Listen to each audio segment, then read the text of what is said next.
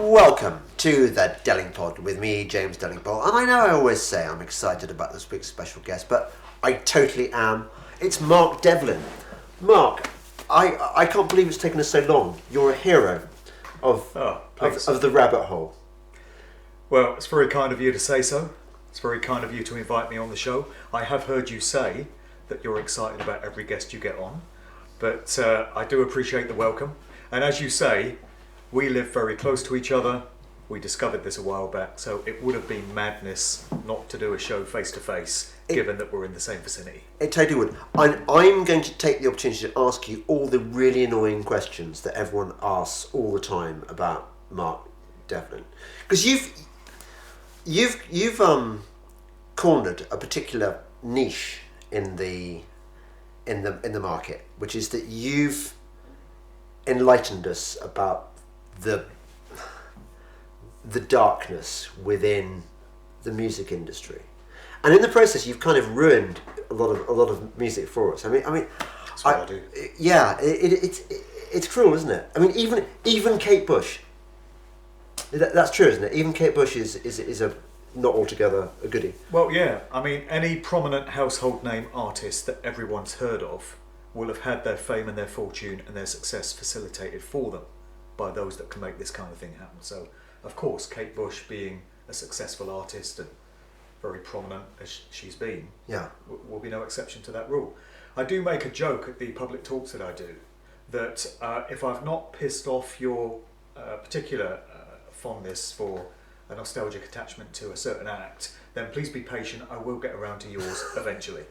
But I usually continue on that regard by saying that I don't actually get any joy from doing this. It's not that I set out to destroy people's attachment to their favourite artists, it's just that a vacancy existed for somebody to step into this role and be doing this kind of work. And it seems my dumb ass was waiting right there to be ushered into this role. I think there was a position for somebody to bring this piece of the puzzle to the table. And we have many other whistleblowers and experts in their different fields. You have doctors coming forward now, you've got experts from the world of politics, financial analysts, people that study terror events, and they can all bring their own expertise to the table. I know very little about those subject areas, but I do know a lot about music. So this is my contribution and my gift to the overall process of us trying to put the pieces together and figure out what the hell is going on in this world. So, until, was it 2010 when you went down the rabbit hole? Yeah. So, up until that point, you were a successful dance music DJ? Were you hip-hop? Yeah, I was a club and radio DJ for 20 odd years as my full-time job. So I got into it all in the early 90s. I started working at a radio station in Oxford, and I produced a show which used to be broadcast from a club of the time called the Park End Club in the centre of town. And I used to go down to the club after the broadcast and just get involved with the music and dance to it. I was into house music at the time. And one thing led to another, and I really decided that I wanted to be a club DJ myself. And did a bit of hustling, did a bit of networking, and in the mid-90s I kind of established myself as a DJ, but I was playing the black dance music styles of the time. So it was rap and hip-hop, R&B, hip-hop, soul, New Jack Swing as it was termed at the time, reggae, ragga as it was known. Was it like the stuff that Tim Westwood was playing on Radio 1? Yeah. He was Bishop's son. Yeah, exactly. He was actually a big influence on me as a DJ, but I don't follow him anymore, and I see him in a very different light to what I did back in the day. Oh, do you? Oh, yeah. Okay, so his father was the Bishop of Peterborough. Yeah. Yeah. So you think that he too was selected for his role? I do, and in the current book, I've actually got an appendix chapter looking into his background and asking these important questions about where he came from and whether he was selected to be a gatekeeper for the UK hip-hop scene, which is what I feel about him now. If you told me this back in the 90s, I wouldn't have been having it. No. And I probably wouldn't have been the DJ that I was if he hadn't given me my start in the game in terms of being an influence and getting me into that style of music.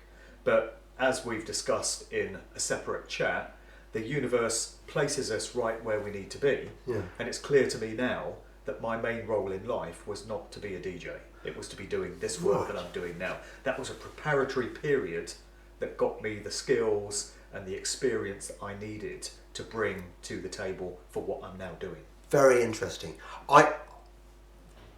There were lots of things I wanted to do in life. I wanted to be an archaeologist. I wanted to be in the SAS at one point. I wanted to be a barrister. Definitely at one stage I wanted to be a DJ. And I imagine that being a DJ is great, apart from the hours. Horrible hours. Yeah. How did your sleep patterns get completely disrupted? Oh, totally, yeah. My body clock is shot to pieces. I mean, when you're a younger man or lady, you can handle these things. Yeah. So when I was in my 20s, it was no problem. And I can remember I used to do a residency at a club in Cardiff in the late 90s. It was called Late Night Flavour. And it was a club called The Forum, and it ran all night till 6 in the morning. And for some reason, I got both the first set of the night kicking off at 10 o'clock and the last set from 4 till 6 in the morning, and a big gap in between. So I would DJ till 6 in the morning and then drive home, 2-hour drive to where I lived, and go to bed at 8 o'clock on a Sunday morning and sleep all day. And in the winter months, I was going to bed just as the sun was coming up, and I was getting up as the sun had gone down. So I never saw daylight. It was a totally nocturnal experience. You were basically a vampire. Yeah, and that to me now is horrific. Just imagining living that way at the point in life that I'm now at. I like daylight. I like vitamin D from the sun. But back then, I seemingly was able to cope. So before we get down the rabbit hole, I want to find out a bit of your previous life, and about DJ. Now I've got you. So what's the appeal? I imagine it's the sort of power you have over the people on the dance floor. You can manipulate them. You can generate highs and euphoria and stuff. Is that? Yeah. And pull women as well if you're successful, which I never really was, but. Surely even a mediocre DJ can pull. Well, you can pull a few, because they think the DJ is God. You don't necessarily get the hottest girl in the room, but you can usually go home with someone if you set out to achieve that, But I've likened the DJ's role to that of a religious priest or somebody presiding over a congregation in a church. Very much. And there's a lot of parallels. The altar is the DJ booth, and the priest is the DJ. Yeah. You've got the command of the crowd. You can whip them up into states of euphoria. Yeah. You can control their thoughts and their emotions at a whim. I mean, all it takes is for a DJ of superstar status to be up there at some festival with 10,000 people in front of them. They can start clapping their hands like this, and you can have 10,000 people out there mimicking your actions. Yeah. That's an incredible amount of control to have over a large number of people. So big responsibility comes with that, of course. And if it's misplaced responsibility, it can be steered off in some very nefarious directions. Yeah, no, I see that. I'm just trying to think of the upsides, the other upsides. Terrible hours. Yep. Lots of drugs, should you wish. Lots of drugs. I never actually did drugs myself. Did you not? No, I stayed away from all of that. Did you not ever take E? No. Never done E in my life. So I was the one peeled off his face in front of your DJ booth, and you were Mr. Chewing your face off. Yeah, you were Mr. Straight Edge. Well, I was, yeah, and I think that's all down to me liking control over my life and things that I do. I don't like the idea of not being in control of things. Yeah. And that's why I've found the past couple of years so personally difficult to deal with, because I used to be a planner. It's just part of my nature. I'm quite an impeccable planner and preparer. Right. So I usually have the next 6 months of my life mapped out in the diary, so I know where I'm going, what I'm going to be doing. Last couple of years, none of us have been able to do that. Yeah. And I've found that difficult to deal with because of the level of control I normally have over my life. And I think that's probably why I never did drugs, because I never knew what the outcome would be. Right. I don't like surprises of that nature. That's interesting, yeah. Well, but of course, it would have been a lifesaver as well, because I imagine that if you've got drugs on tap all the time and you're taking them, it's soon going to become a problem. Yeah, I've got many friends from back in the day whose lives are a mess now. Yeah. as a result of all the drugs they did back in the Yeah. 90s.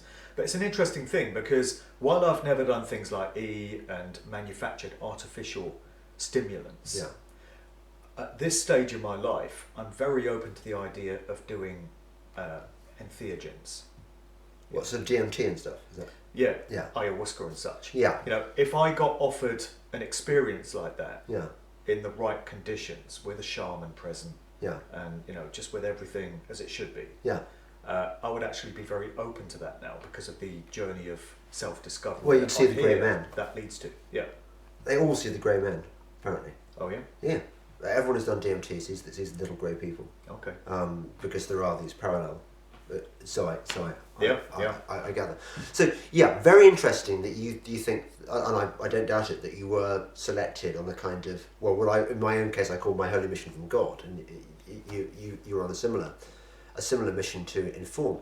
I've heard loads of your podcasts, and the where you talk about how everyone in the industry is compromised, and you refer to weird scenes inside the gold mine where we learn that the whole Laurel Canyon crowd were essentially children of high-level military figures or CIA. They were plants, weren't they? Yeah. Well, the work of Dave McGowan that you're referencing there casts a very different light on where these musicians came from, because we're entrained in society to imagine that successful musicians just wrote some really good songs, came up with a few really good guitar riffs, put a band together, jammed, practiced, played a few gigs, worked their way up the ladder, did a bit of hobnobbing and networking, got signed a record contract, and went on to these incredible levels of success. But my research has shown me that this is not the case. And if you get up to those lofty heights whereby you're a household name to the point that everyone's heard of you, that can only be facilitated by the forces that control these industries. You don't get to stumble your way in randomly to that kind of position. So it happens either by virtue of the bloodlines that you come out of, because family bloodlines are very key to this whole story. Different generations of certain important families are given roles in society where they can have great influence over large numbers of people. So it could be in the world of politics, it could be in the world of law or finance or big business, but equally it can be in the world of entertainment. When you think about the huge numbers of people that a successful rock musician or a Hollywood actor can actually have. Now, that amount of influence and sway over that number of people is never something that the controllers of organised society would leave to chance. They want their own occupying those kind of positions, the chosen ones. Right. Have you ever thought about, I was thinking about this morning, the Osmond brothers, Matt Osmond from Suede. How come Richard Osman has got this extraordinary cultural reach, first as a, on Pointless, as the nice guy you can totally trust, he's everywhere, and Matt Osman, the bass player from Suede? Isn't that quite unusual that they come from the same? Do you think they could be a bloodline? Well, quite possibly. I don't know a whole lot about that group. That's one I've not taken a deep dive into. Well, tell me. Yeah, okay. Well, tell me about some of the ones you know about. I mean, come on, we've got to do the Beatles thing, haven't we? Well, we have really. Yeah. We have. I mean, because up until really very recently, so probably until the last year, I thought the Beatles, they came from Liverpool. I think that bit's true, isn't it? As far as we know. They cut their teeth in Hamburg and learned the art of being rock and rollers, and they wore leather jackets and so they were quite proficient musicians by the time they came back to the Cavern Club, their residency, and then they were taken to a new level by George Martin's production. Now that seems to be, on the face of it, a very plausible career development, just ordinary lads. What's the truth behind that? Well, it's very difficult to know. There's a common suspicion that the Beatles may have come from Freemasonic families. Mike Williams, aka Sage of Quay, has done a lot of digging into this aspect of the Beatles. And he's of the view that they're an entirely manufactured band, that they were put together as effectively a boy band by Brian Epstein, and that they had connections to the Tavistock Institute of Human Relations in London, which is a social engineering think tank that controls culture. It specialises in shaping and moulding public perceptions and values and belief systems, and they control aspects of popular culture, such as music. And so the Beatles are said to have been one such product. They're supposed to have had connections to the Frankfurt School in Germany as well, which is where cultural Marxism was perfected. And then you have the Rolling Stones, which is the other side of that dialectic, if you like. So the Beatles were put out there as these nice, pleasant lads who wrote these nice, catchy love songs that your mother would like. Whereas the Rolling Stones were portrayed more as ruffians, a bit edgy, a bit dangerous, you know. And they were like a more subversive version of the Beatles. But the truth of the matter, I suspect, is that both groups were controlled by the same forces. So it doesn't matter which one you preferred, which side you came down on, you're ultimately having the same value systems and the same ideas portrayed through these groups. So if you were the powers that be, the sinister controllers of the world, what would the message you'd be using the Beatles and the Stones to promote? Well, they both promoted drugs. Yeah. So the Rolling Stones very openly, you know, Keith Richards and Mick Jagger were busted in quite a high profile.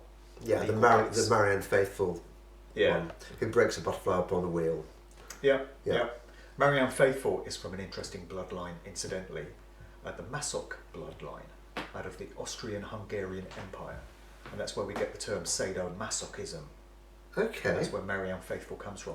And she's got military connections as well. You know, her dad, Major Glyn Faithfull, was quite a high-ranking military officer. So it's yet another example of what Dave McGowan was talking about in terms of all these musicians coming from these important families with connections to the military. But the Rolling Stones were pushing drugs. The Beatles, in their latter period, were pushing drugs as well. Yeah. So they underwent a very noticeable change, beginning around about 1966.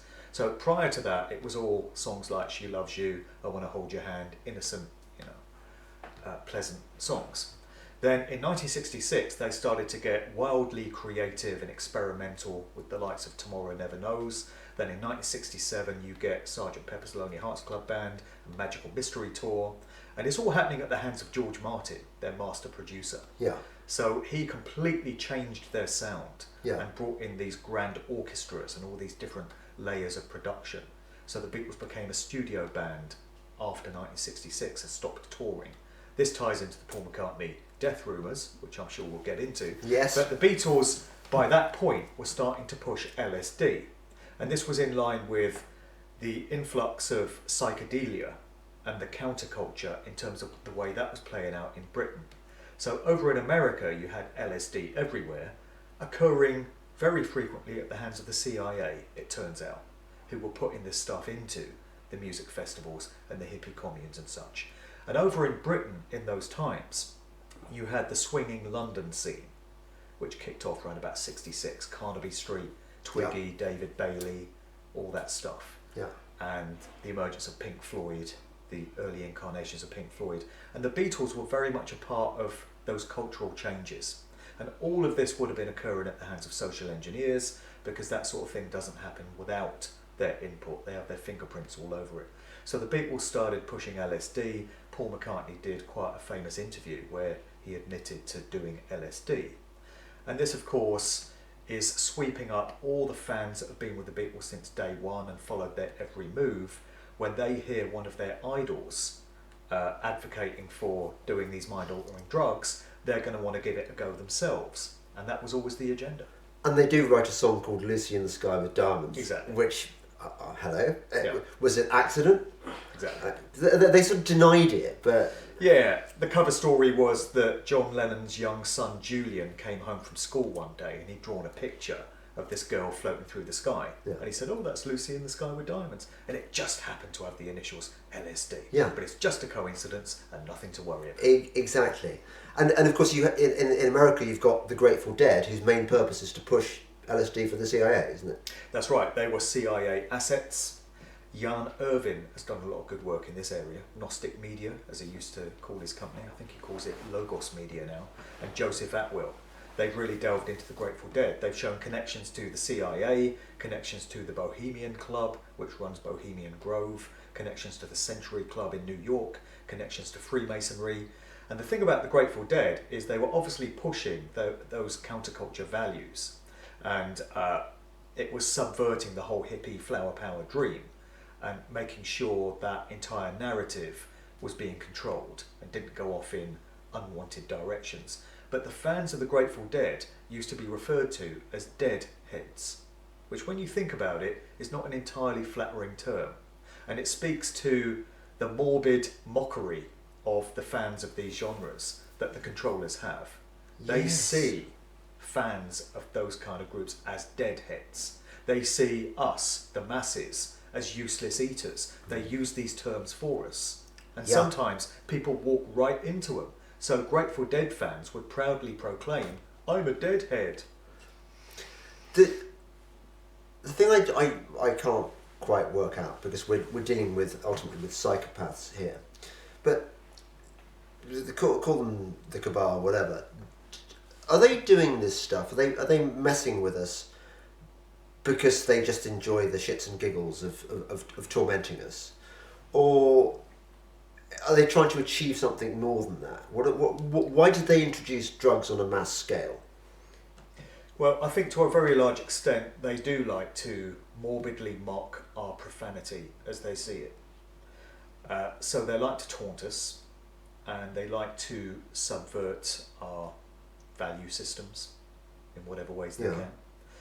There will also be kind of occult, supernatural aspects to it as well. Right. A lot of what they do is ritualistic in nature.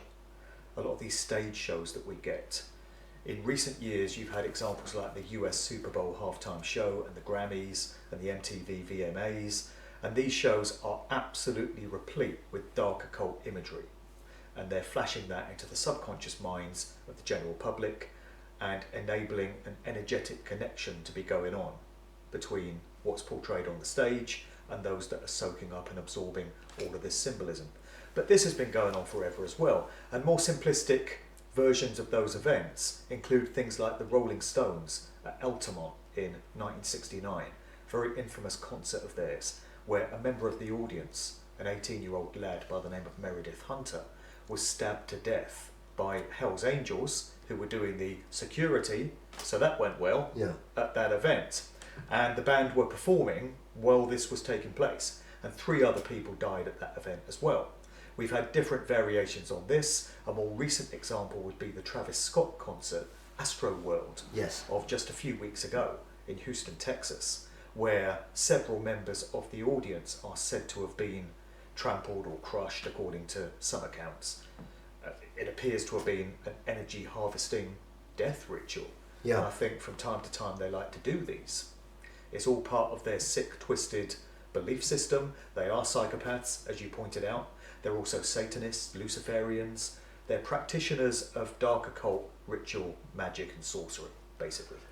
Do you think that there was this? Is there a kind of 19th century equivalent to this, or 18th century? Because these people have been around a long time, despising us and manipulating us in various nefarious ways. But before rock and roll, do you think? I mean, I can't imagine musical was a way of. I don't know. Well, you know, this class that we're talking about has been around forever. Yeah. And as I mentioned, a lot of it comes through these family bloodlines, different generations of it. Yeah. And you can trace them back several generations. So prior to rock and roll and the modern music era, they would have to have been having an effect through classical music, I would have thought. But I can't. I mean, Bach, for example. Bach seems godly to me. Well, you probably know a whole lot more about classical music than I do. I've not taken a deep dive down the classical music rabbit hole, so I can't claim to be any kind of authority on it. Yeah. But I know that a great many of the prominent classical composers would have been Freemasons. Right. Mozart, Beethoven, you know, I think many of these were acknowledged Freemasons. Right. So there you've got a connection into that secret society fraternity network. And that's all about oaths of allegiance, the keeping of secrets. Yeah. keeping knowledge away from the profane masses and within the confines only of the chosen few who were deemed worthy of having that knowledge. So that would have been happening back in those days, and if classical music was the prominent vehicle of the times to be having an effect on the public, large numbers of people, I can only imagine that various ways would have been found of using it for those means. I have come across the use of the tritone, which is this period between notes that's supposed to be a period between notes in a composition that's said to be 3 whole tones apart, and it's said to have a very discordant effect on the listener. It was known as the devil's interval back in previous eras. Right. And it was banned by the Catholic Church because of the effect that it seemingly had on people that were on the receiving end of it. It's supposed to be so dissonant and so discordant in terms of this difference between the notes and in terms of what the mind is expecting to hear next, that it completely throws you off track and it plays havoc with your consciousness and with your bodily well-being. So that's the tritone, and I know that had some applications in aspects of classical music. Right. I imagine the tritone's still used fairly regularly. Oh, it's bound to. Modern, the music of the last decade, it's really gone to shit, hasn't it? I was a music critic for about 25 years, and I watched new genres coming in like drum and bass. So it's not like I'm averse to developments in music, but I just listen to the stuff now, and I'm like one of those stereotypical dad who says, "Turn that record." It's awful in so many different ways. Yeah, I sound like my own dad now. I say to my kids, "Turn that garbage off," and I can hear my dad 30 years ago. Yeah. Except when he was saying it, the music wasn't garbage. Yeah, but it is now. I know when it was garbage. Maybe it was show. Well, someone of his generation would have considered the music I grew up listening to as garbage. Yeah. In the same way that I consider the music my daughters listen to as garbage. There is going to be a generational thing there, because music is created for certain generations, and it pits one generation against the value systems of the older generation. But yeah, who can really deny that music in the last 20 years and certainly 10 years has gone completely down the shitter? Yeah, it's straight garbage, and it's garbage by design. It's not that music makers have got lazy. It's not that they've run out of decent songs to write. It's not that creative abilities are lacking. It's all done systematically. It's by design. It's been made to be garbage because it's fulfilling certain agendas. And the stuff now that passes for so-called hip-hop, this is probably the best example we have in terms of a genre. Because I listened to rap and hip-hop, I played it on the radio, I played it in clubs in the 90s. And you compare what was around in that decade. I mean, we mentioned Dr. Dre earlier. You can just take something like Dr. Dre's Chronic album, or the stuff he did with Snoop Dogg. Compare that to what is being pitched out there as so-called hip-hop now. It's just, they're just galaxies apart. It's unrecognisable. And what is it? Is it the lack of decent hooks? The lack of, is it lyrically poor? Is it what's the... Well, it's all of it. It's lyrically poor because you've got this genre called mumble rap now, where you can't even make out what they're bloody saying. Right. And even when you can, it's nothing meaningful. Right. It's just completely debased garbage lyrics. But it's more than that, because we've had the advent of this dastardly demonic invention called Autotune. Yes. Which is where the so-called rapper or singer's voice is plugged into this software that makes him sound like a robot. And this is all by design. It's all tying into the idea of transhumanism, artificial intelligence, the reliance on technology, the fusing of humanity with technological artificial ways of doing things. So there's been a slow drip preparation for this period through popular music in terms of so many artists in the hip-hop genre having auto-tune applied to their voice. It's even creeping into reggae music now as well. And then you've got the sound frequencies that are going into the productions, which are straight satanic.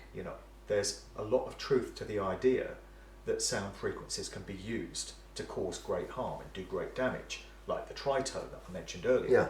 Sound can be used for different purposes. It depends on the will and the intent and the consciousness that's being applied to it. So sound, energy, can be used for healing. It can have incredibly beneficial applications. Yeah. But the opposite has to be true, because we live in a world of duality and polarities, so it could also be used for great harm. And that is indeed what's happening. So a lot of these bass lines that are going in now to so-called hip-hop just make me feel panicky. I feel like I've got to get out of the room. Whenever I'm exposed to it, I just can't stand to listen to it. I can't hit the off button quick enough. There was a record by Kate Bush, you mentioned her earlier, called Experiment 4. Came out in 1986. And that whole record, that whole song, was about the weaponization of sound at a government military grade level. And she's talking in the song about this secret experiment to use sound frequencies to cause great harm to people. And she says, we knew only in principle what we were doing. So in other words, they're messing about, they don't quite understand what they're harnessing. And in the video to the song, the scientists in this research institute end up conjuring up a demon through messing about with sound. This demonic entity rampages through the lab and it kills all the scientists. So isn't it interesting that Kate Bush made a song about that? And I would suggest that she came from the kind of family background and moved in the kind of circles where she would know damn well that this stuff is real. What do you know about her family background then? What? Well, I've tried to delve into it. I know that her dad was a doctor, but you find very little information about what kind of doctor he was online. So you don't even know if he was a GP or if he specialised in concentration camp doctor. Well, I suspect mind control. Right. I suspect that he specialised in mind control programming. That's just my personal there is some weird vibe you get from those albums with her brothers as well. There's a sort of You've got one of her brothers, James Carter Bush, and I was looking at this morning actually. There's some photographs of a young Kate in her pre-fame years. And he brought out a photo composite album a few years ago consisting of family pictures of young Kate. And in so many of these early pictures, he's right there behind her, like keeping a watchful eye and presiding over everything. So some people feel that he could have been a handler from, a very early age in her life, and that she was being groomed for a career in popular music from a very young age. She's said to have taught herself piano at the age of 11. And she's said to have written over 100 songs by the age of 13. And then she's said to have been discovered by Dave Gilmour of Pink Floyd, who got a recording time at EMI Studios in London, the famous studios that the Beatles recorded at, with Jeff Emerick, the engineer who presided over many of the Beatles recordings, handling her recordings, which is a bit of a lucky break for an unknown teen, isn't it? Yeah. To go from obscurity to those kind of connections. Do you want to check the time and... Okay, well, we're good for the moment. Okay. Yes, because here's the thing I don't understand. And maybe it's hard to know exactly. How does it work? Because, look, all the music that we love, that we're talking about, Bowie, Kate... I love Kate Bush's albums, The Sensual World, the one with Army Dreamers on it, and Never Forever. I love it. It's great music, just no denying fantastic. that. So, the idea that all these people are just manufactured, it goes against one's instincts that these are genuine artistic talents who've, through sheer brilliance, have flowered and bloomed, and we get them on our records. Yeah. I can't work out the mechanism, the stage in the process when they go to the dark side. How does it work? A lot of them are lifetime actors. This is a concept I came across in the course of my research. Lifetime actor is a term that was coined by Joseph Atwell, who I mentioned earlier, the author and researcher. And it refers to somebody that's put out there in the public eye as a musician, as a politician, as an actor, somebody that's going to become famous. And they're thought of in that way. But the truth of why they're there fulfilling that role comes from the family bloodlines that they emerge from, or the affiliations that they have. So they're tapped for success early on. And lifetime actors get to attend the very best schools, the very best foundations. So they go to RADA, they go to the Brit School, which is where so many musicians get their training. So when money is no object, you can buy the very best training. You can become the very best musician, the very best singer-songwriter, the very best actor, so that when you're ready to embark on your career path, you've got all those skills and all that experience intact. A lot of them do have genuine talent, certainly. You know, Kate Bush, a wildly creative individual, nobody can deny this. A lot of these bands that were manufactured, or that I suspect were manufactured, were great musicians. I love the Beatles music, their songs are fantastic. I love the Doors music. We know that Jim Morrison of the Doors came from a very suspect background, with his father being the admiral that was involved in the Gulf of Tonkin incident. But the Doors still made great songs, as far as I'm concerned. Pink Floyd the same way. So they have great musical talent, and that's the reason why they become so successful, because the public laps them up. But in terms of why they've been placed there in the first place and how they gain that exposure to the public, those are the important questions. Yeah, well, it's, for example, our babysitter when the kids were younger was Florence Welsh from Florence and the Machine. Oh wow, okay. And Florence used to come round to her house and used to love my record collection, you know, because I had a huge CD collection. And I asked her, you know, how are you getting on at school? What are you doing now? You're doing your GCSEs, doing your A-levels and stuff. She never talked about music, hardly ever. But then her dad, I think, or somebody tipped me off that she'd been doing some really good early stuff, and I listened to her first the one about the Kiss. I forget now, but I could see that she was going to do well. But what I don't understand is at what point, you know, so she's demonstrated early talent. You think she might have been a lifetime actor? Well, I'm not saying everyone in the industry is a lifetime actor. You know, many of them are. I certainly feel that many bands and many artists come up in the game in an organic grassroots fashion. So they do write a few songs, score a few gigs, but there comes a point where they get spotted by those in the industry are on the lookout for fresh talent. Yeah. And if they feel that this band or this artist fulfills certain criteria, they might then make them an offer and say, you sign this contract with us and we'll elevate your career into the stratosphere, you know. Yes. And some say no at that point. I've got a friend who in the 90s was part of a boy band, and they were evidently on the right path towards major success. And they had a meeting with a major record label and a very prominent manager in the industry. And they were offered this deal whereby they would be rich and famous, but it came at a very heavy price. And it fell outside of the sexual preferences of my friend. Okay. So at that point, they said, no, you're all right. And they walked out the door, and that was it. I think Michael Obernicia tells a similar story of when he was offered success. I think it was in the comedy game he was talking about. And he was invited to move a few rungs up the ladder, but it came with a similar kind of cost. I think he said he was led, the guy in question said, I'm going to show you something in the next room, but you must swear on your life that you will not divulge what you're about to see to anyone. And Michael said, actually, I don't think I will. Walked out the door, that was the end of it. Lucky escape. So, obviously, the bare minimum is you have to sleep with fat, sleazy executives, is that? Or conduct certain favours for them. Sexual favours. Right, okay. And how much of the satanic stuff do you think they're introduced to at that stage? Well, at that stage, I think not too much. I think that comes further in the game.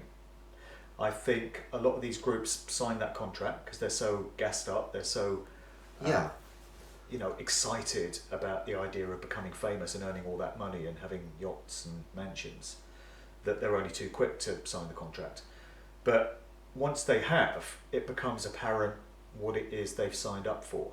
And sometime down the line, they'll get exposed to the satanic nature of the industry, and they'll come to realise that it is run by dark occultists who adhere to ritualistic practices and belief systems and such. Yeah. And it's the same in Hollywood, it's the same in the world of television from what I hear. Yes. And, a very interesting thing is that I've been able to discern all this stuff from my research, and I've kind of always skirted around the periphery of the music industry. So I've never really been part of the furniture. I wasn't signed to any record label. Yeah. I didn't really work for any major corporations. And I think it's so much easier to research an industry when you've not been part of the nuts and bolts mechanism of it. Yeah. So a few years ago, I did a talk at the Glastonbury Symposium, and I was exposing the music industry and talking about these different aspects of it. And once I'd finished, the organiser came up to me and said, "Do you know who was in the audience for your talk?" I was like, "No, who's that?" He said, "Van Morrison." He came in the back and sat there with his glasses and hat on, and then he slinked off at the end of the talk. And some years later, I caught up with Van Morrison. I had a phone chat with him last year because I wanted to applaud him for the stance that he's taken to the convid nonsense, and being one of so few household names to stick his head above the parapet and provide any kind of resistance or alternative take on what we've been asked to believe. So I had a chat with him, and we talked about him attending my talk.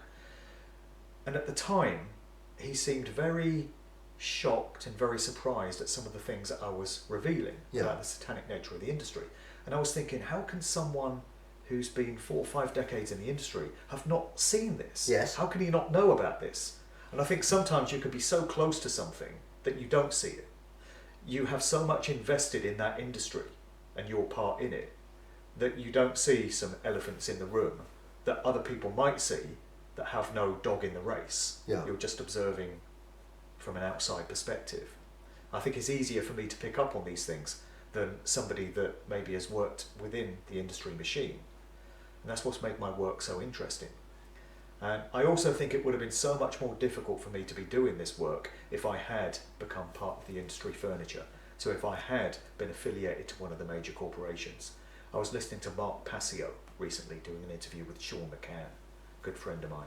You familiar with the work of Mark Passio? I think I saw a video where he showed that all the modern pop hits are based on the same 3 chords. Was that him? I think that's probably someone else. Oh, okay. Mark Passio is a former dark occultist. No, it must be a different person. Okay, yeah. Yeah, he used to be a part of the Church of Satan. Right, oh yeah. And he's now come out, he said he had an attack of conscience, and now he spends his life teaching natural law principles and the mechanisms of the universe, consequentialism, cause and effect, human consciousness. And he's devoting his time now to uplifting and enlightening humanity. He's turned his back on all the dark stuff. But he said that during his time in the Church of Satan, he only achieved a relatively low level within that organisation. And so when he decided he wanted to leave and have no part in it, the overlords were only too happy to let him go. They made no attempt whatsoever to stop him. And he told them, "I'm going to expose what I've found in this organisation." And they said, "Good luck, because you'll spend the rest of your life bashing your head against a brick wall, because people will never believe you." But they didn't try to stop him. This is the important point. And he said in this interview that I heard, that if he'd moved a few more rungs up the ladder to become a high priest, or to go above that, and then he tried to leave, they wouldn't have let him leave. Right. So there are levels to this.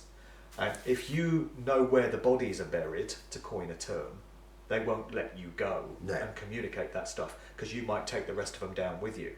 But if you're very low level, they'll let you spend the rest of your days talking about this stuff. And I was relatively low level in the industry, which is why I've pretty much got a free pass to be talking about all this stuff.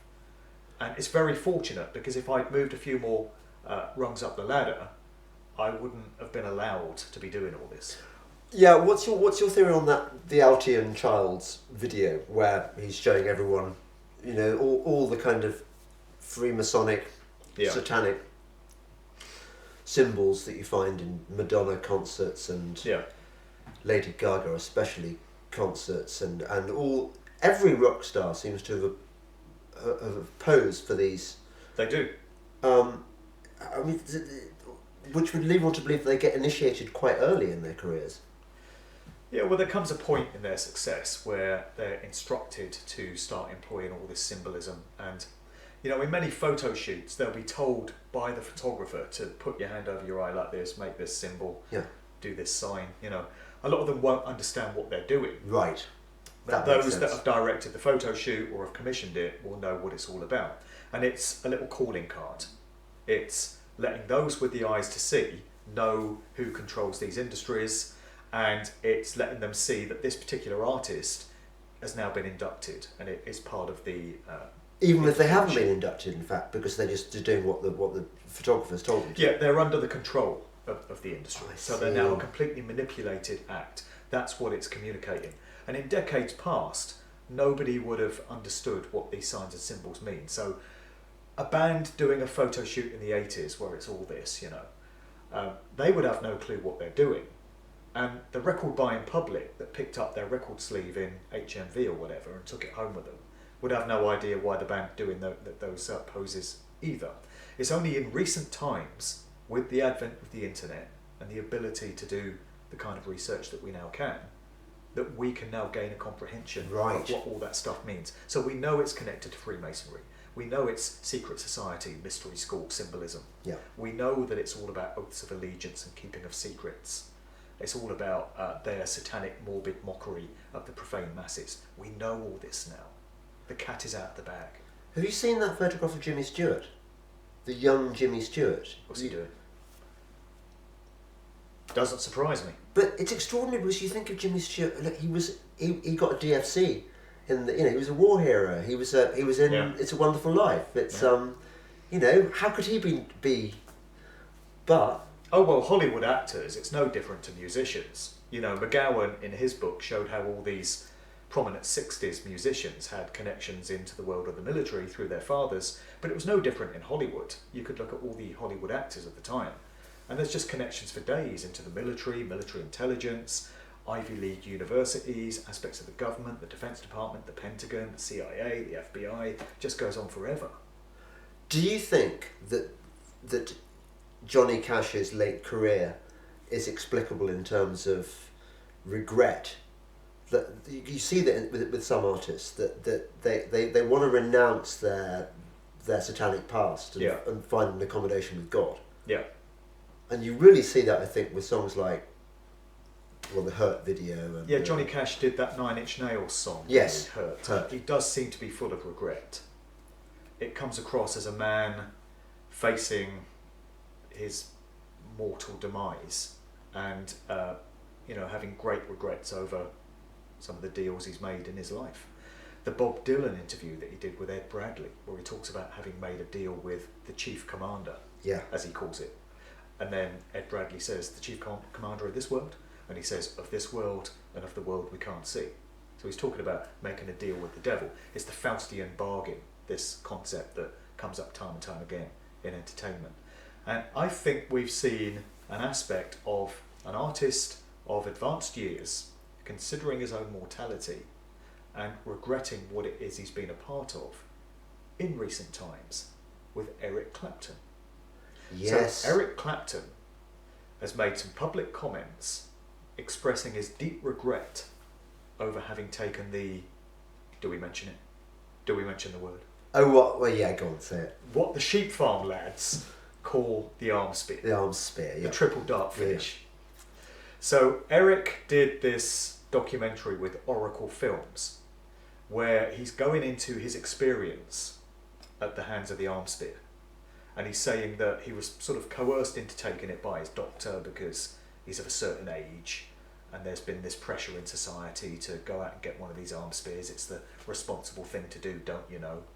So Eric went out and did that, and then he fell very ill. He had some very adverse reactions to it, Couldn't play the guitar. including not being able to feel his hands. His hands went numb, and he feared that he would never play guitar again.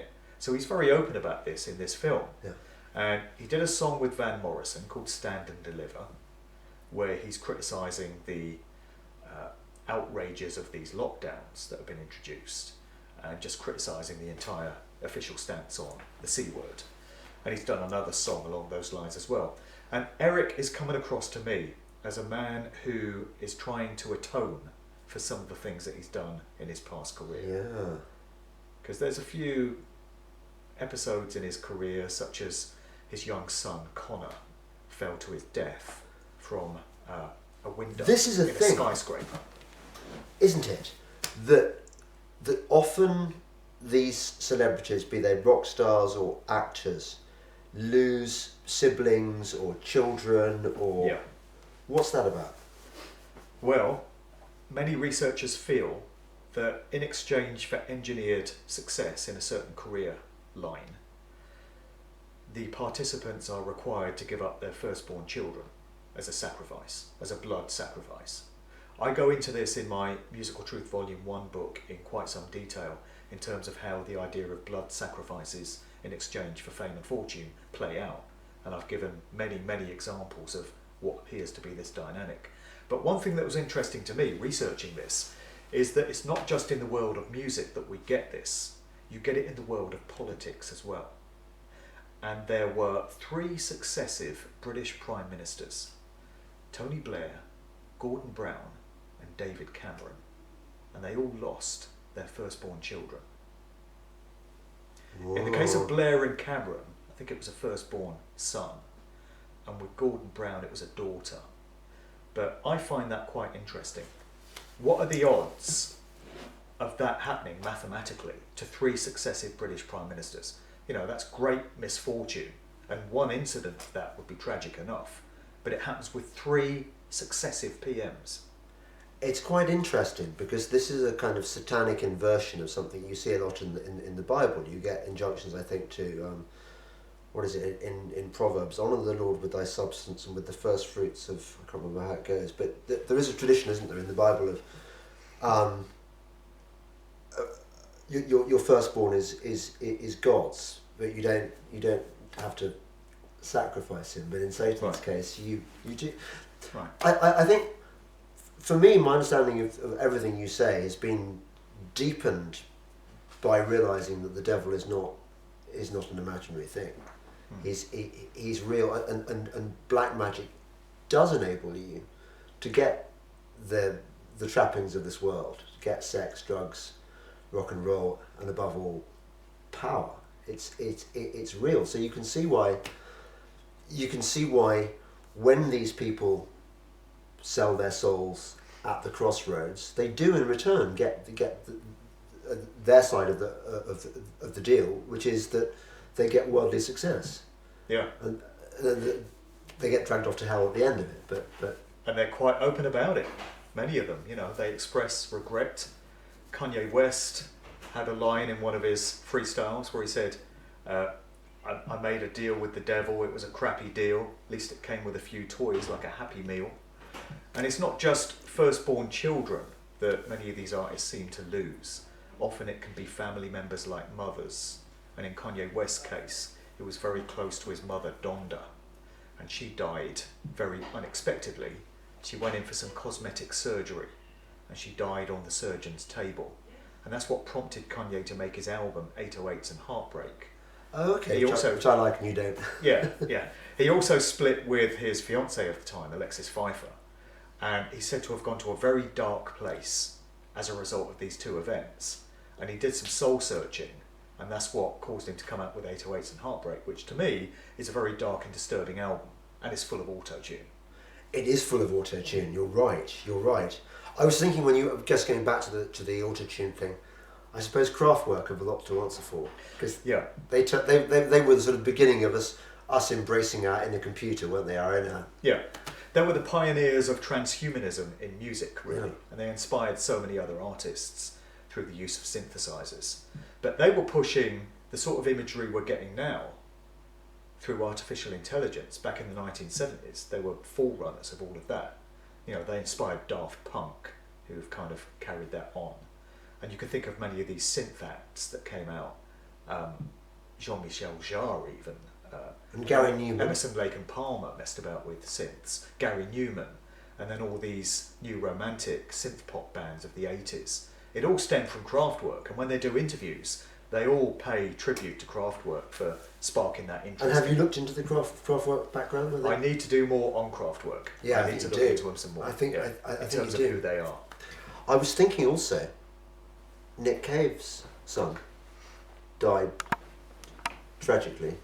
Yeah. And Nick Cave's quite an interesting case because you listen to his music, his lyrics, steeped in the language of the Old Testament and sort of red right hand, and which is always appearing in the Bible in one form or another. Right. But I'm presuming there aren't any. Oh, well, the Christian rock doesn't do very well, does it? Well, no.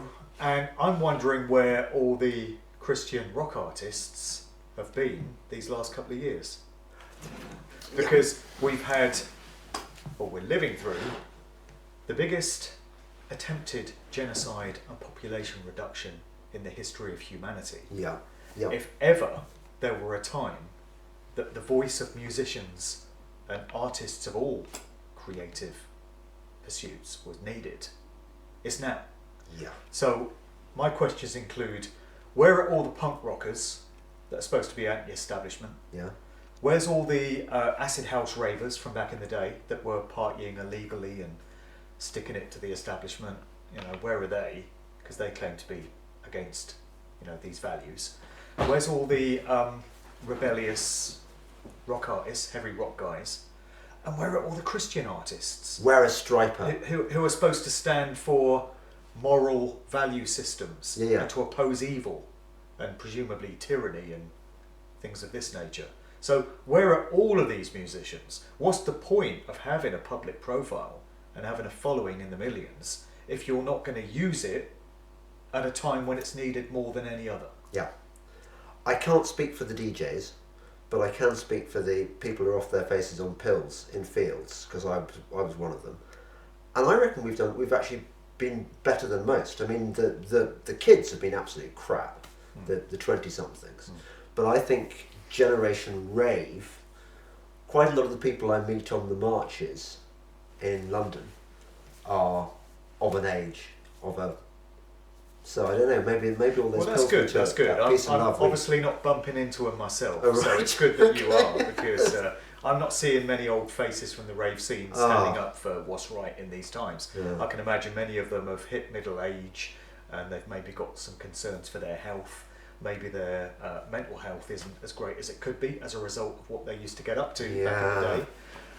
But yeah, if there's a few of them out there, that's a good thing, because what I'm observing around me is people of my kind of age, Generation X, going along with this whole thing. Yeah. And as I've said in a few protest rally speeches that I've done in recent times, we are the generation that's going to have to turn this shit around, because nobody else is going to do it. So that responsibility falls on our shoulders collectively. Totally. We have to be up to the job. We have to, because the future of humanity and our children and our grandchildren, their welfare depends on the decisions that we make and the behaviours that we employ in these times. I couldn't agree with you more. There are no white hats. No. President Trump is not going to come and save us with his surprise election turnaround victory. No. He's not. And we can't rely on Rainer Fulmick or Michael Obenisha. Much as I wish them every success in their cases, we can't rely on them sorting this out. Yeah. Collectively, we all have to play a role in that. Yeah. And we have to learn to accept that all our musical heroes have feet of clay at best.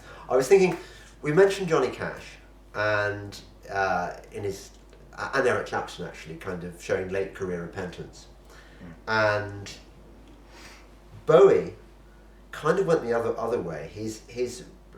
Are you a fan of Bowie?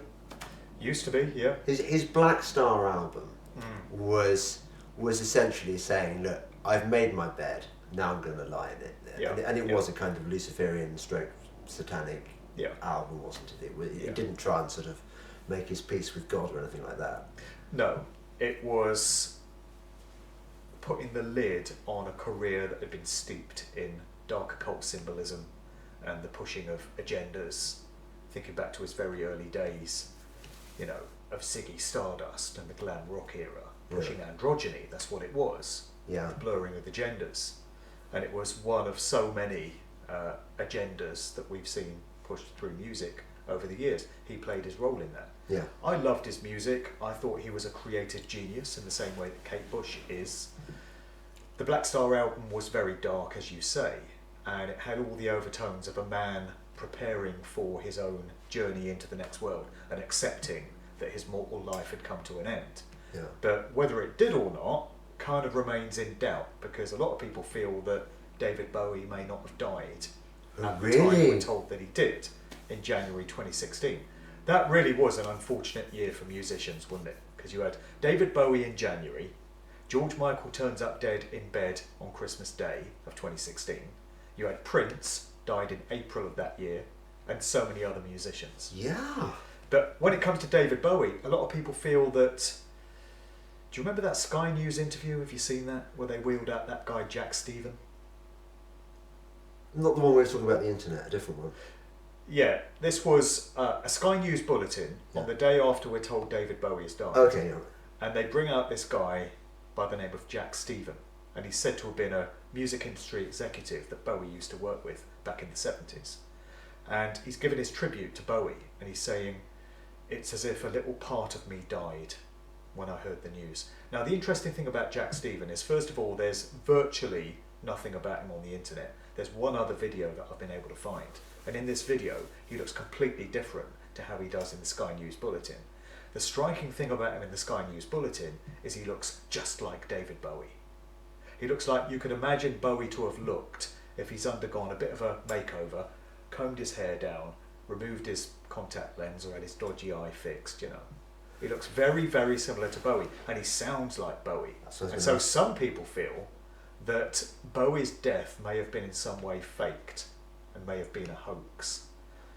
And I feel this does go on with certain musicians. I can't boldly make the claim that it always goes on, and every time we're told a famous music maker has died, it's some kind of hoax. But I feel in certain instances that has been the case. I don't believe Jim Morrison died in a bathtub in Paris in 1971 at the age of 27, as we're told he did. I don't believe that Elvis Presley died on the bog at the age of 42 in 1977, because Elvis had connections into the CIA and aspects of military intelligence. And I have my doubts over whether David Bowie really exited this reality when we're told he did. Right. Do you think, okay, so in the case of Jim Morrison, do you think it's, if your theory is correct, have they just had enough of being a rock star and they want to... Yeah, they've either had enough or their role is simply complete. Jim's role would have been providing some ostensible opposition to the Vietnam War and to what his father's generation represented, the value system they represented, by apparently being anti-establishment and embracing the counterculture values of that era. Yeah. And maybe that was a role that was only needed for a few years. Right. Because Jim Morrison was an actor. There's footage you can get of him on YouTube where he's doing a commercial for a university in Florida in 1964. Yeah. He's got his college blazer on and his school books, and he looks a world away from how he was presented to the world as this iconic rock god in the Doors, with his long hair and with his shirt off and stuff, you know. This was Jim Morrison, the actor. He'd been given that role, and I believe he was given the role of being a rock god, and that role probably lasted for just a few years, and then it wasn't needed anymore because the goals had been fulfilled. And I think what may happen, I can't prove any of this, it's a theory, but what may happen is that these artists are allowed to be inducted into some sort of witness protection program type scenario, where they're given a new identity and they can live out the rest of their years outside of the spotlight of fame. And maybe that's what happened to Bowie. Right. Maybe. That's really interesting. Has knowing all this stuff kind of ruined music for you?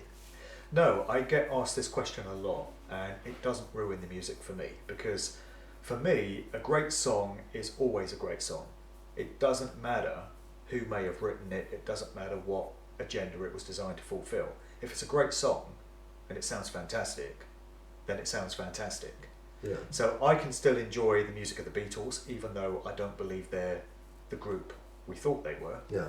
I can still listen to the music of the Doors and enjoy it, even though I know a bit about where they came from. So it's not ruined the enjoyment for me, and we do need music in our lives. I think that's one of the reasons why the music industry has been chosen as a vehicle for mind control and social manipulation, because it's recognised that so many people love music. Well, everyone does, don't they? Everyone loves music of some kind. Yeah. You might not be into rock or indie or hip hop. Maybe you're into classical or opera or country. Everyone's into something. Yeah. So it's rife for manipulation because it's something we naturally gravitate towards. Yeah. I think we have something inherent within our DNA as part of this human experience that orients us towards musical pursuits. Do you think that there are some artists who profess Christianity as a kind of lure or as a deception? For example, Beyoncé. I think it was Beyoncé who I'm sure I remember Fraser Nelson, the Spectator editor, writing a piece. He was a massive fan of Beyoncé, and he talked about her Christian message. Well, if Beyonce's a real Christian, I'm Vladimir Putin. Are you? No, you're not, are you? Oh, I see what you did there. I met Beyonce once. Yeah. Just when Destiny's Child had first been launched. Yeah. It was 1998. She was 16. Oh, right. And I sat this close to her on a sofa. Yeah. Which is never going to happen again. No. Probably wouldn't want it to. I'd be worried for my soul. You, But I think what happened with Beyonce was when I met her back in those days, Destiny's Child were lovely girls. You know, they were innocent. They were just getting inducted into the industry. And there came a point in Beyonce's career where she, you know, went over to the dark side as a condition of her fame, or possibly due to the family that she came out of, because her father, Matthew Knowles, had a very controlling influence on her career, very similar to Joe Jackson with Michael Jackson, a very overbearing father. what about Britney Spears' dad? Yeah, same way. And the conservatorship, Yeah. which smacks of mind control. Yeah, MK Ultra and Monarch. Exactly. But yeah, your question about Christian artists, the most fake Christian artist of all Christian artists has got to be Cliff Richard, right? Sir Cliff. I mean, when Cliff Richard first came out in 1958 with Move It, he was modelling himself on Elvis Presley. He was like the British Elvis. He was, you know, gyrating his hips, and he was all sex appeal and trying to win the chicks over and all this kind of thing. Yeah. And then in the 1960s, he goes into his Austin Powers makeover, you know, and professes to be a Christian. Yeah. And starts making Christian music. So who really believes that that was a genuine conversion on his part versus a career direction that was dictated by those that managed and controlled him? Yes. Right, Cliff, next thing for you is we're going to make you appeal to an entirely new demographic. You're going after the Christian market. So we want you to look like this, Right. make songs saying this, say this in interviews. Do we really believe Cliff Richard's a Christian? Do we? Well, look, we know that the devil has all the best tunes. Is the whole industry essentially, almost by definition, satanic? Yes. Yes, it was set up with those values entirely Yeah. in place. You'll be telling me next that Jimmy Page was into Satanism. Yeah, that's really unlikely, isn't it? Yeah, come on. Yeah. Well, Jimmy Page was into Aleister Crowley big time. Yeah. Yeah. Well, didn't he buy Burlesque House? Yeah, Yeah. he did. Yeah, Crowley's gaff on the shores of Loch Ness in Scotland, scene of many a ritual and seance and paranormal experience. Jimmy Page bought that house in 1971 and sold it in 1991. Such was his obsession with the works of Aleister Crowley. Yeah. And Page was into occult practices. That crops up on many Led Zeppelin album sleeves. He also bought a bookstore in London dealing with arcane literature from the occult. So with the four signs, Zopho or whatever it was, Zosso, were they satanic symbols? Which one? Led Zeppelin, four signs, four symbols. Well, it's bound to have some occult significance, yeah, when you see these signs and symbols and sigils cropping up on album sleeves. Even down to Duran Duran, there came a point in their career where they started employing all this symbolism. Right. So it's just letting you know that they're all part of the same systems. So I would say the industry overall is deeply satanic, Yeah. certainly when you reach certain levels of it. That's not to say that every band out there and every artist out there is a part of this and knowingly participating in it. Yeah. I think there are many acts that are there to populate the music industry. You know, to have an industry, you have to have lots of bands, lots of acts. And so a lot of them are there just to fill the space and to keep the cogs of the industry machine turning. So I think a lot of bands won't be overtly satanic and they won't be knowingly participating in these things. But, you know, they're just there to keep things ticking along. A horrible thought has just come into my head. Ed Sheeran. He's got to be Satan. That is a horrible He's thought. got to be Satan's servant, yeah? Tell me he isn't. Well, yeah, he's got to have sold his soul to a very large degree in order to have this level of success, because he's bloody everywhere. He is. He's the prominent artist of these times, which is a horrifying thought. Because when people look back on the music of the 2010s and the 2020s in decades to come, if we're all still here, Ed Sheeran's going to be held up as the most prominent name of these times, which is devastating. It's awful. It's a terrible indictment. It really is. If ever you wanted to know that Satan ruled the world, the success of Ed Sheeran would be it. I went to see the first big-ish, when he was on a big stage, Ed Sheeran. He was playing at Latitude. And I think my daughter dragged me along to see it, or the kids dragged me along to see him because they'd heard he was the coming thing. And I thought, he's a very personable young man. Creepy eyes. Well, I couldn't see what his eyes looked like because I was, and he had a good rapport with the audience, tremendous sort of confidence given that it was just him and an acoustic guitar. And I thought, he's never going to get really big because acoustic guitar music of this kind doesn't really translate to big stages. Well, I couldn't be more wrong there, but I tell you who he reminded me of. Before he became famous, I went to interview Jamie Oliver. Jamie Oliver had he was still cooking at the River Cafe, and he'd just written this cookbook, and the word and he was given this TV series which hadn't been shown yet, and the word was he was going to be huge. And I really got the same vibes from Jamie Oliver as I did from seeing that Ed Sheeran one. And I'm wondering whether, because I think Jamie Oliver is another, you know, this doesn't just work for pop, does it? It doesn't just work for acting either. It also works for the TV industry. Jamie Oliver is definitely one of those. That's right. What do you call them? Lifetime actors. He's a lifetime actor. You just said it there. You know, he had these vibes that he was going to be the next big thing. Yes. So was that left to random chance and coincidence, or had it been decided that he was going to be the next big thing? I can remember when Lady Gaga launched on the scene. I remember that. It was the most mysterious launch of any. She was a complete nobody. Nobody heard of her, but she was talked of like. That's right. It's Lady Gaga. She's so huge.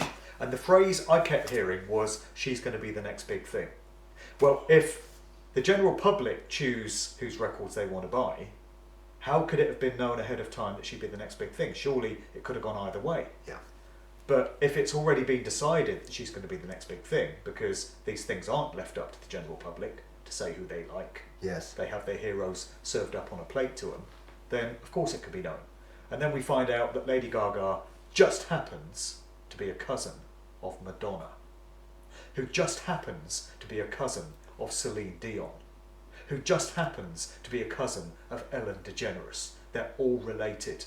And then when you tie it together into the more expanded family tree, they're all related to George Bush, who is related to Barack Obama, who is a cousin of Dick Cheney, his own vice president, who were descended from Abraham Lincoln. They're all related. Right. So now you know where Lady Gaga came from. And it was never left to chance as to whether she was going to be famous. She was tapped for it because of the family that she came from. Interesting. Again, it's the satanic inversion, because the Bible, I mean, particularly the Old Testament, is nothing but bloodlines. It's obsessed. I mean, you get whole chapters of son of so and son of son of so and so. And what, whether they're the tribe of Benjamin or the tribe of stuff. And it's the same with the bloodlines are the key. Yeah. It's all about the bloodlines. What hope is there for those of us who aren't of the Us plebs. Yeah, I mean, imagine you and I might have thought, fancied our chances of becoming rock stars, and we might have practice our guitars, and we'd never have had a chance, would we? No, but I'm proud of what my parents and grandparents did. You know, my granddad used to repair bicycles. My dad was a motor mechanic. My other granddad was a docker. Yeah. And this is great because this is what regular people do. And don't come from privileged family bloodlines.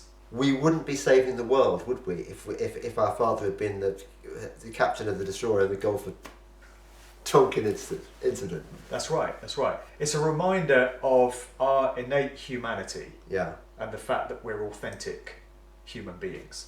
Yes. Living an authentic, organic experience, rather than having our lives shaped and moulded for us.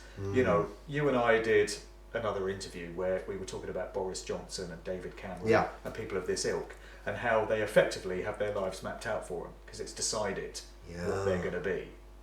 It's decided what route they're going to go down. Whereas with the likes of us and the majority of people watching this, we get to decide. We get to make those choices as to what we want to do with our lives. And I can't think of anything worse than having everything mapped out for you and being expected to carry on the family tradition and go in a certain direction and have no choice in that matter. No, although the perks are quite good, being an incredibly famous rock star or being a... Well, they are, but the price to pay is quite heavy, isn't it? Yeah.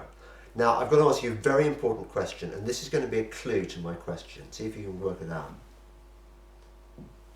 Okay. You're going to ask me about Paul McCartney, aren't you? Funnily that, yeah. Yeah.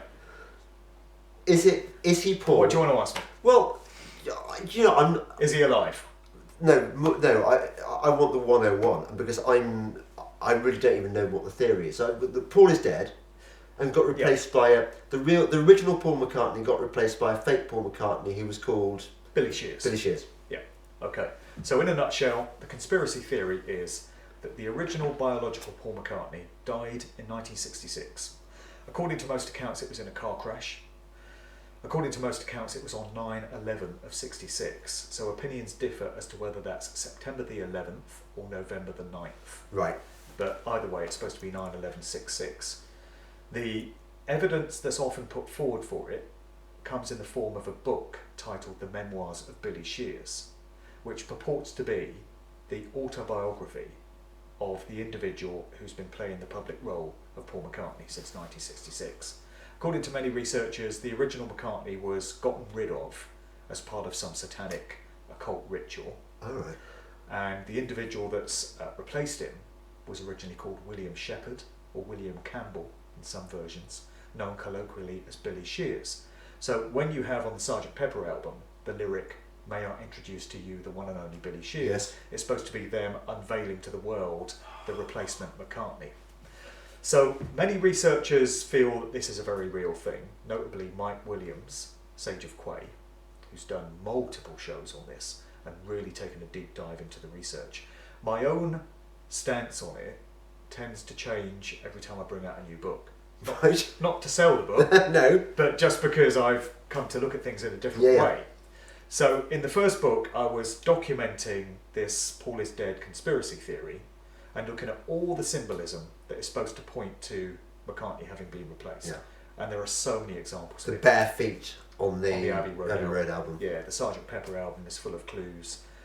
It's been in record sleeves, it's been in music videos. There are many Paul McCartney music videos where there's more than one Paul that appear. Right. Pipes of Peace, Spies Like Us, Wonderful Christmas Time, which is supposed to be clues as to the fact there's been more than one Paul. My stance on it now is that yes, there has been more than one Paul McCartney.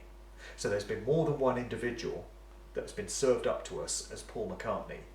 And it's quite obvious to me, looking at the photographs, looking at the video footage, that it's different individuals. But does that necessarily mean that Paul McCartney died in 1966? Well, it doesn't. It could well be that the McCartney we have today is the original biological Paul, but at some point in the timeline, for whatever reason, they inserted a different McCartney in. So we're looking at different people. So we know they use doubles of famous people. Doubles of world leaders and politicians are used all the time. And so it's not too much of a stretch to assume they could have been doing that in the music world as well. Yeah. So there may well have been more than one John Lennon more than any other famous artist. Yes.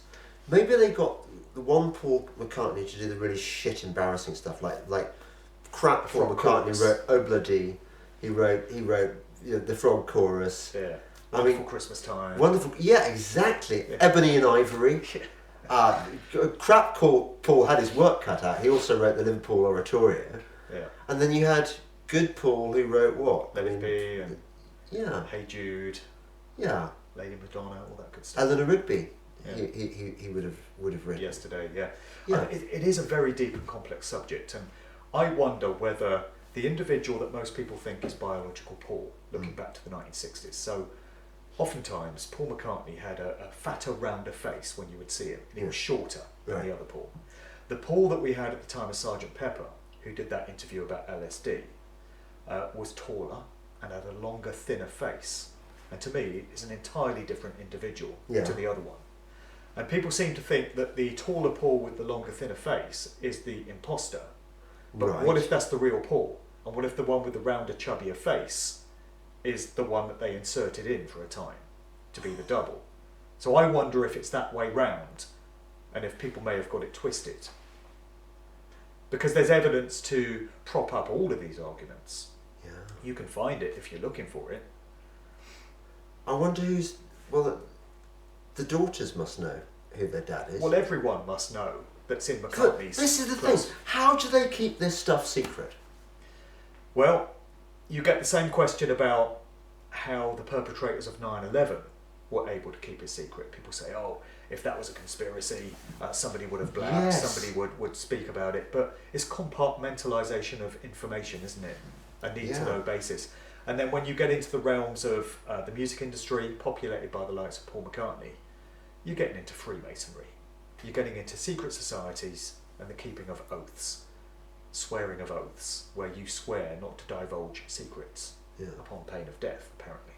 So that would be a pretty good incentive for somebody keeping their mouth shut. Yeah. And when it comes to the McCartney situation, Heather Mills, Paul's second wife, made some very interesting comments in a couple of TV interviews in 2007.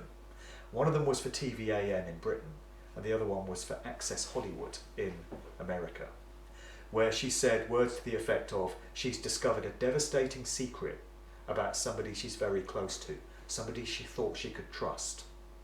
And she said, she looks to the camera, and she seems to be addressing this person, and she says, keep me safe, because I have a box of evidence that's lodged with somebody, and if anything happens to me, this is all going to come out.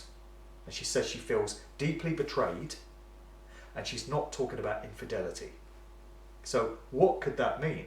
That is consistent with her discovering that she's not actually married to the man she thought she was.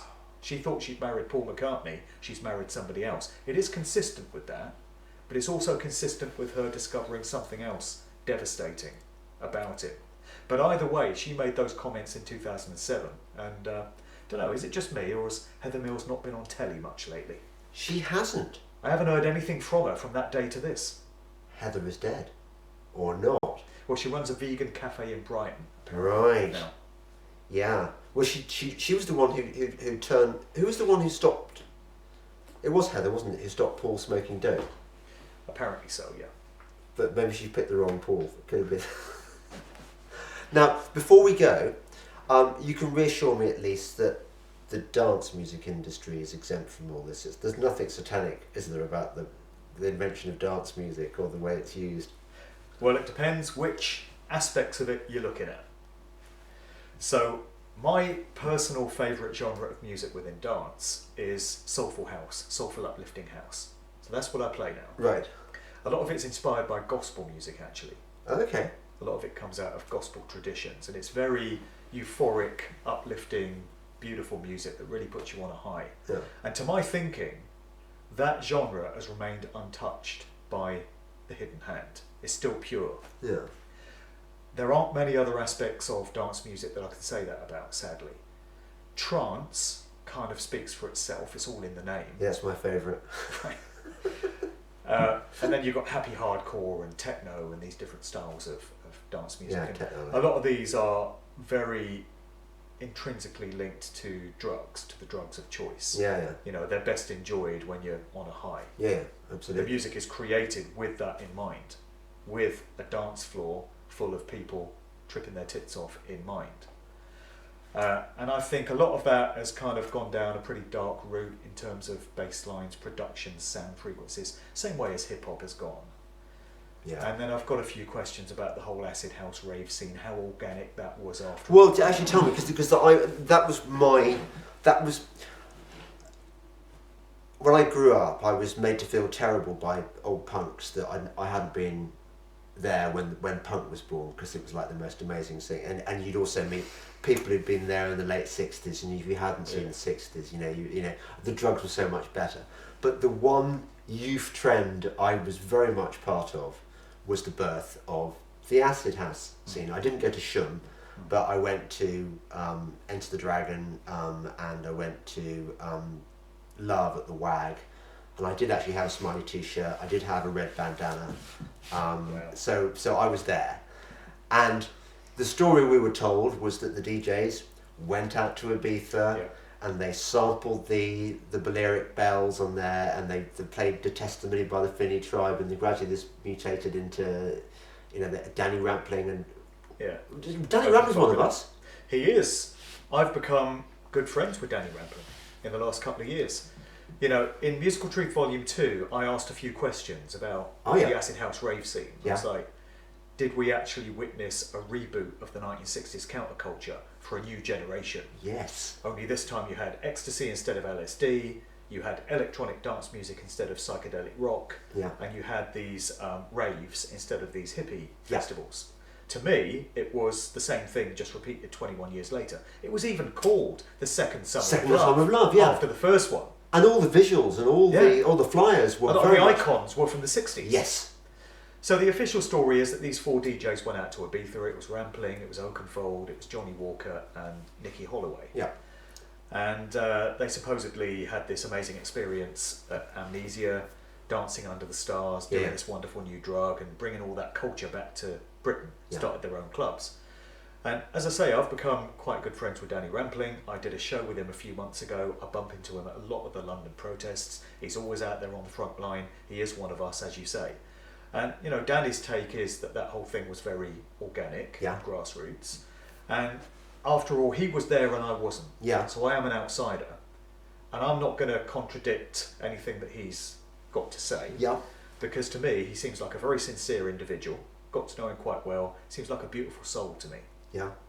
But you're about to tell me you've got reservations about the organic thing. I've got reservations about the scene. Yeah. So I certainly feel it was steered off in certain desired directions.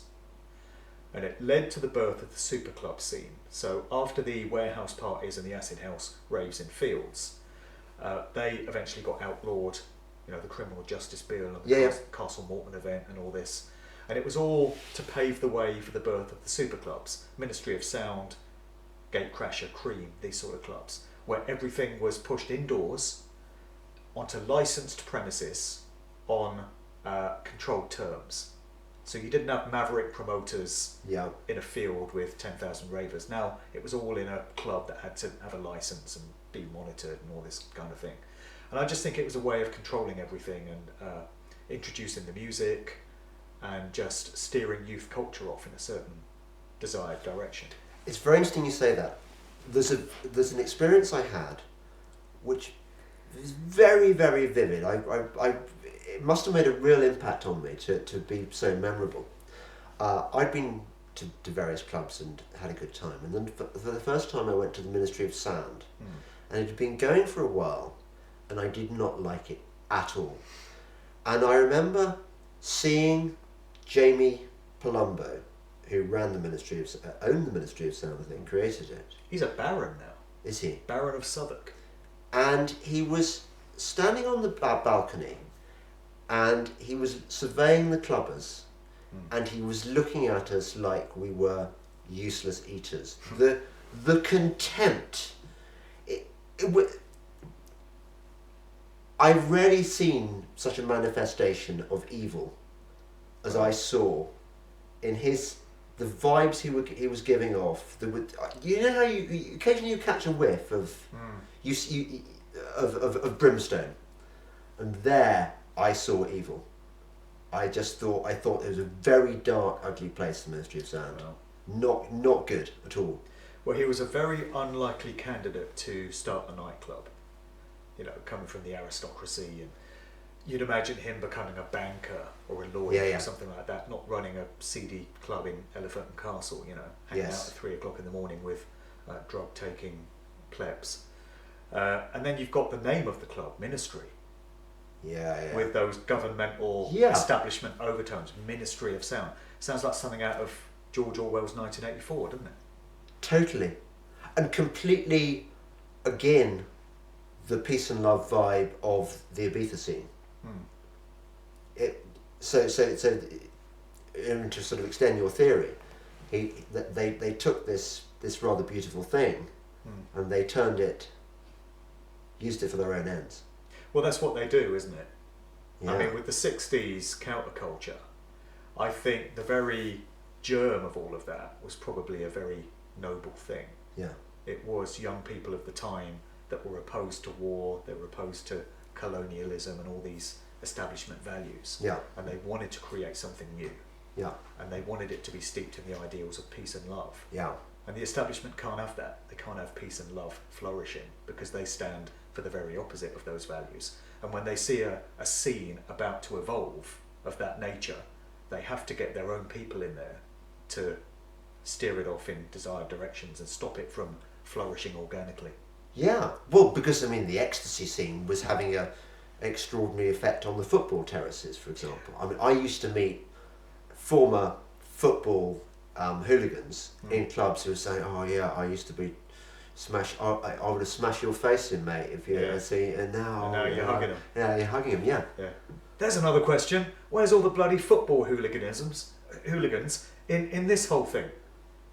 Football hooligans that like a bit of a fight and they like to, oppose things. They've been a bit silent in all this, haven't they? Football has been co-opted though. I can't remember what's the club. Same way. What's the club that Karen Brady manages, where she's kicked out all the plebs and just got I don't follow. No, I don't either. Kickball. Although I love Matt this year. Oh yeah. If football he's someone I've got time for. Yeah, he's just a hero. Isn't it? Yeah. By way of rounding this off, I've totally loved talking to you, and I'm so glad that it's finally come around because I've been yearning for this for. We shouldn't leave it so long next time. No, exactly. It was definitely time for a rematch. But it's so weird that people who've emerged as heroes of this. Who would have imagined that Right Said Fred would be the bastions of Gillian McKeith. What about Gillian McKeith? The poo lady. The poo lady. Becomes a bloody hero, an activist. Exactly. It's incredible. And it's people that shouldn't have to be doing this. It shouldn't be Right Said Fred that step up to be activists. It should be, punk musicians and bloody dance music producers, drum and bass artists, rappers, Yeah. Where is Tricky in all this? Where's Goldie? Where's Public Enemy? Where's Chuck D? Yeah, exactly. Although apparently Kid Rock has done something good recently. Apparently. I've not heard. Oh no, I wasn't a fan. I don't even know what genre he does, but he's sort of rap/rock. But I don't really follow him. I think he's done a good ditty recently, which is on our side. Okay. Yeah. We'll take all we can get. Yeah. Well, exactly. I mean, can you imagine somebody of the ilk of Mick Jagger, or Elton John, or Paul McCartney standing up in the midst of all this madness and speaking out about it and opposing what's been going on? I mean, I know it will never happen. I'm not deluding myself to think that somebody's going to step forward of that ilk. But just imagine, Sir Paul McCartney steps forward and says, convid is the biggest scam ever perpetrated on humanity. Yeah. The 3 dart finish is killing people. It'd be a game changer. There goes the agenda. The agenda's destroyed overnight, never to be resurrected again. Such would be the power of somebody of that nature. But the 3 names you've named, I mean, you might as well have named Lady Gaga and Madonna. I know. It's what we know. I'm just illustrating the point. Yeah, at least one of those is a catamite of the cabal. Just, I mean, It's never going to happen. They are totally. So because it's never going to happen, we have to take the Matt Letitiers and the Julian McKeiths and the Right Said Freds, where we can and Eric Clapton. Yeah. Morris and Ian Brown. Yeah. We'll take who we can get. Yeah, I'll have it. Ian Brown, definitely. I wish he'd come on the pod. He prefers to be. He doesn't do interviews, does he? No, he doesn't. No. He's quite tricksy. I think he might be quite. He might not be as relaxed as you. If one spiky. Bit spiky, yeah. Could be, yeah. We'll never know because he doesn't. No, we'll never know. We'll never know. Anyway, I've really enjoyed it, and oh yes, there's the camera. May I remind you, dearest viewer, listener, I really do appreciate your support. I've been told by somebody the other day that I'm absolutely rubbish at doing this, and that I really ought to make the point that without your support, I am nothing. I can't do this stuff. So I really appreciate it. If you can support me on Subscribestar, and I'm moving to locals shortly. I'm planning to build up a Delingpod community, and I hope you'll join me there if you're not on Subscribestar. Tell me what about your projects and what you'd like to plug, Mark. Well, I've just brought out my newest book, Musical Truth Volume 3, which is the end of the trilogy of my Musical Truth books. And that's really me exposing everything I've come to research myself about the true nature of the music industry. This particular book is very current and very topical because it talks about convid, and it talks about how that ties into the pushing of agendas and how music makers play their part in all of that. So that's out now, it's on Amazon, but if anyone wants to get a copy from me personally, they can drop me an email, markdevlinuk@gmail.com, and I can mail that out. Other than that, I'm incredibly busy right now. I've got speaking engagements at conferences coming up. I get to these freedom rallies, I like to represent at those. I've got interviews and podcasts coming up, I've got my regular videos, so there's a lot going on. So on my YouTube, which is Mark Devlin TV, all my stuff resides there, and at djmarkdevlin.com, my main website, you can find out everything else from that particular place. Brilliant. Well, until next time, Mark, thank you. Thanks for getting me on, man. Really good chat.